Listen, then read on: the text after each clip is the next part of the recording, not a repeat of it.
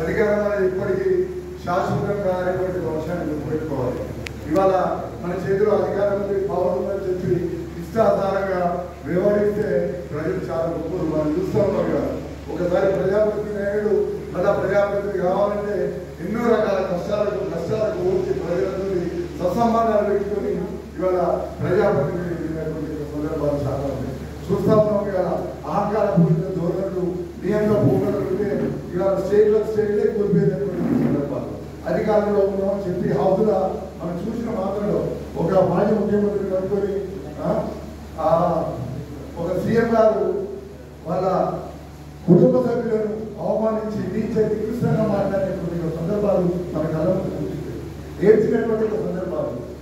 ఏది ఏమైనప్పటికీ కూడా అల్టిమేట్లీ పబ్లిక్ దాని గురించి పెట్టుకోవాల్సినటువంటి అవసరం ప్రతి ఒక్క ప్రజాప్రతినిధి.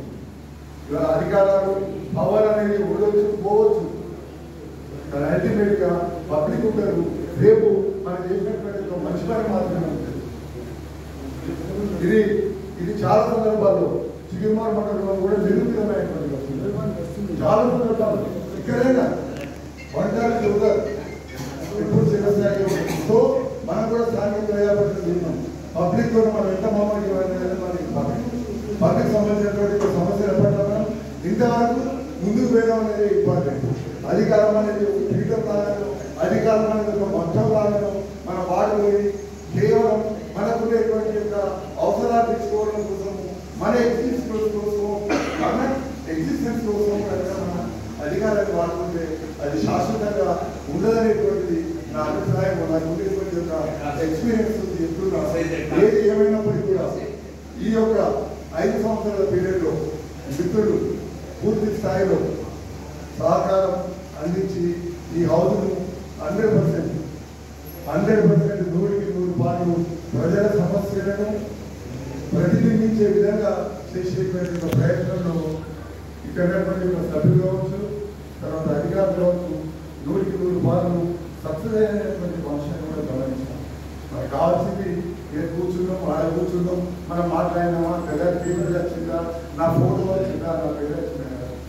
అల్టిమేట్లీ పబ్లిక్ వాళ్ళకు ఉన్నటువంటి సమస్యలను అది కూడా వ్యక్తిపరమైనటువంటి కాదు, వ్యవస్థాపరమైనటువంటి ఒక అంశాలను మనం ఎంతవరకు సాల్వ్ చేస్తున్నామంటే మనకు అల్టిమేట్గా చివరిదాకా మిగిలిపోతుంది. మనం అనుకున్నంత ఈజీగా పబ్లిక్ ఎడ్డిగానో గుడ్డిగానో ఉంటారనేది కాదు.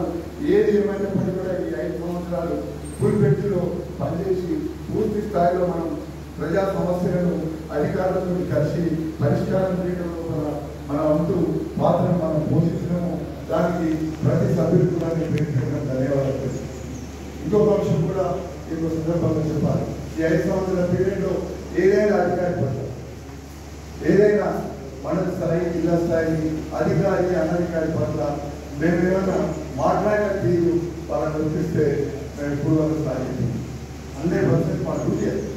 మా ఉండేటువంటి యొక్క బాధ్యతల్లో భాగంగానే అధికారులను మేము అనవలసి వచ్చింది, వాళ్ళని విడదీయవలసి వచ్చింది, లేకపోతే వాళ్ళని క్వశ్చన్ చేయవలసి వచ్చింది అనేటువంటి అంశాన్ని దయచేసి మండలంలో ఉన్నటువంటి అధికారులు గమనించాలి. మా వ్యక్తిగత ప్రయత్నాల కోసం, మా సొంత ప్రయత్నాల కోసం ఏ అధికారులు మేము మాట్లాడడం కానీ క్వశ్చన్ చేయడం కానీ జరగలేదు.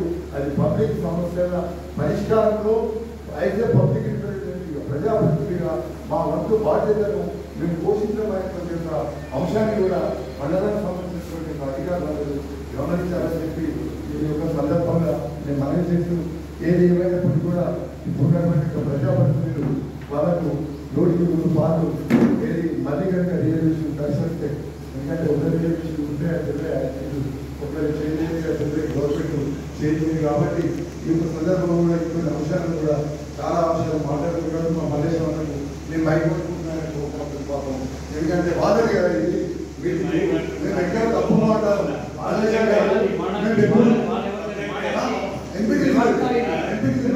రోడ్ తెలిసిన వాళ్ళు మాకు తెలుసు. ఎంపీ మా రోడ్ తెలిసిన మల్లేశ్వర గారికి వాళ్ళు మాట్లాడలేదు. 5 సంవత్సరాల అనుభవం ఎవరైనా మాట్లాడతాడు. ఈ చివరి మీటింగ్ ఇప్పుడు ఇక్కడ మాట్లాడేది ఏం మాట్లాడాలి మనకున్న అనుభవం మాట్లాడతాం అంతే. ఖచ్చితంగా మాట్లాడతాం. ప్రజాప్రతినిధిగా సాటిస్ఫాక్షన్ నీకు ఉందా చెప్పు, మాకైతే లేదు. ఎందుకంటే పబ్లిక్ గౌరవం లేకుండా మీద ఎవరైనా మాట్లాడతారు. స్థానిక సంస్థలు ఎన్ని ఎవరైనా మాట్లాడతారు. దానికి నీకెంత బాగుంటుంది. రాజకీయాలు పబ్లిక్ మీటింగ్ అంత పబ్లిక్